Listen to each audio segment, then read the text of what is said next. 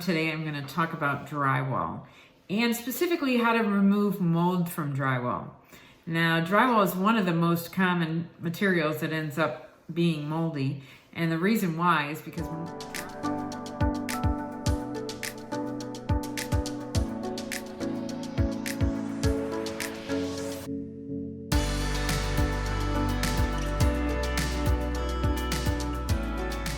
Hello everyone, I'm Cheryl Seco, avoidingmold.com. So what is drywall? Drywall is used on our walls and ceilings almost ubiquitously in the United States and in Europe since really in contemporary times.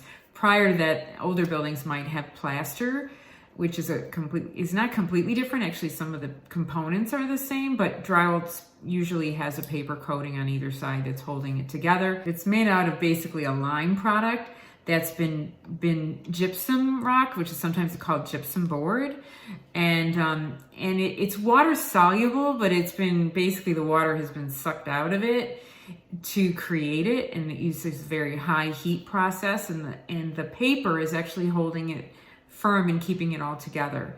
There is paperless drywall, but it has something else on it holding it together, usually fiberglass or something like that. And this material is heated to get the water out of it. So what ends up happening in our buildings is if the drywall, gypsum board, whatever you want to call it, sheetrock is another name, if that's taking on a lot of humidity and moisture, then it gets absorbed by the gypsum material that's in the product itself. And that's not a good thing. And sometimes if there's a leak externally, it can also create mold on the surface. Now, whether you have mold on the surface of drywall that's been painted versus mold on the backside that maybe hasn't been painted, that can have a different solution. We always want to measure the drywall and know how much moisture content is in it. Because even though leak is always a case. If it's really saturated, then the drywall needs to be removed.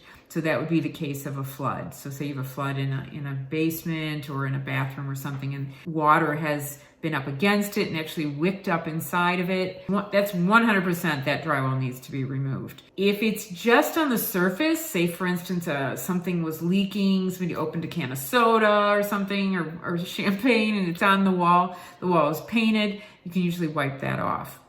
If there's a leak behind a wall in some way, and that has gotten the backside of drywall wet, that can be a lot more difficult, and usually that drywall does absolutely need to be removed, because we don't paint the backside of our drywall, and the backside has paper on it just like the front, but it has actually no protection. And paper, even paper in books, is pre-digested mold food. It's so processed that it's just ready to go to be moldy. And a lot of the products that we use that have paper coatings are using recycled paper. You can only imagine what's in that paper.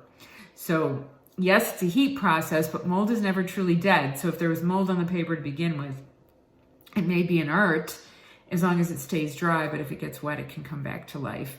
So when drywall gets significantly wet, it always has to be removed. And the best way to test that is with a moisture meter.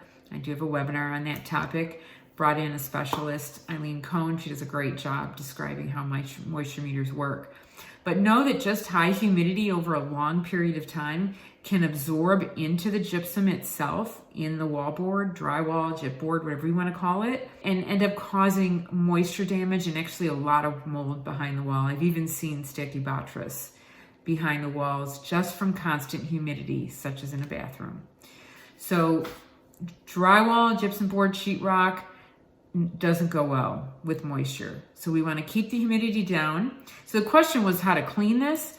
Well, the paper coating is really not likely going to be cleanable unless it's only on the painted surface. If there's something on the painted surface, you may be able to wipe it off. And I have another video where I talk about actually that cleaning process, which is damp wiping with a mild detergent, always using clean rags or sponge, and then completely drying. But also checking humidity. We want to never add too much water. Do not use bleach. And dry, and measure dry. Dry is a measurement. Drywall itself should have really a 0 moisture content. Anything under 5 might be okay, 4 or 5. Sometimes the moisture meters can be calibrated so that they're not exactly reading correctly, but if you start seeing absolutely single digits up high, in the high single digits or even double digits, is not a good thing for drywall. So every material has a different number that is okay for moisture content that is considered dry. But drywall and sheetrock gypsum board is one of the driest materials out there and should be zero, as close to zero as possible. So I hope this is helpful, and check out my website, avoidingmold.com, my blog posts. I have online videos, webinars we've recorded to share more of information like this, and those all have a lot of pictures and a lot of illustrations, and I go through things in way more detail. So check those out, and thanks for joining me. I hope this is helpful. If you enjoyed this video, hit subscribe. For more free information on safe building, avoiding mold, and water damage, visit avoidingmold.com.